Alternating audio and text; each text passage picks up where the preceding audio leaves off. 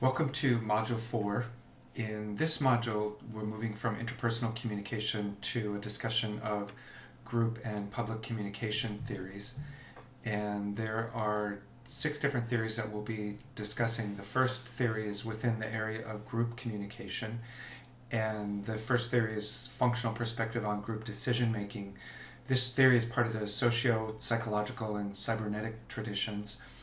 And as the name suggests, this theory is about how groups make decisions, and there are 4 basic steps to this: problem analysis, goal setting, identification of alternatives, and then evaluation of the positive and negative consequences of each of those alternatives.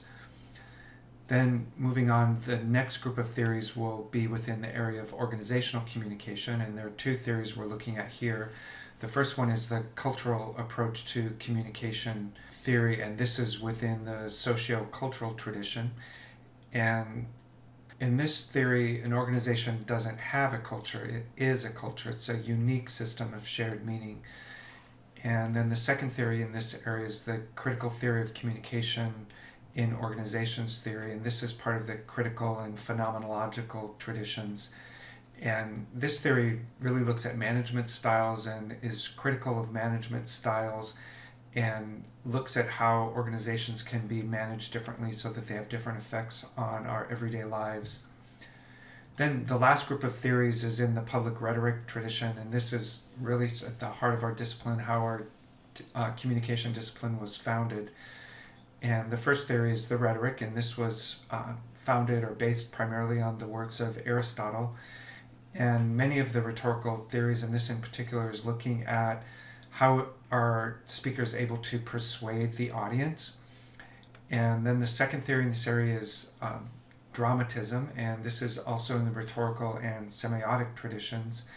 This theory looks at elements of the pentad, which are the act, scene, agent, agency, and purpose. And it looks at how those different elements come together to, again, persuade an audience. And then the last theory in the rhetorical tradition is the narrative paradigm, and this is in the rhetorical tradition. And this theory, the development of this theory, really looks at people, humans, as storytellers, and so it looks at how we organize our lives through the stories that we tell. So those are just a brief overview of the 6 theories that we'll be discussing in Module 4. The tasks for Module 4 include reading chapters 17, 19, 21 to 24, and reviewing and reading the lessons found in Blackboard.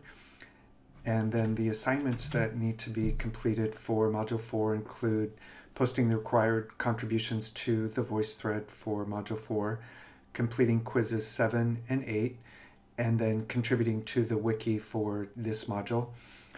And then you don't have anything due in this module at the end of Module 4 for the research paper, but you can begin doing revisions on portion A of the paper and start writing portion B. So what you'll be doing for the final paper that's due at the end of the term is editing portion A based on my comments and then adding portion B. So it will be one complete paper that you submit at the end of the term. And portion B, the guidelines are in the syllabus, and if you have any questions about how to complete portion B, please get in touch with me.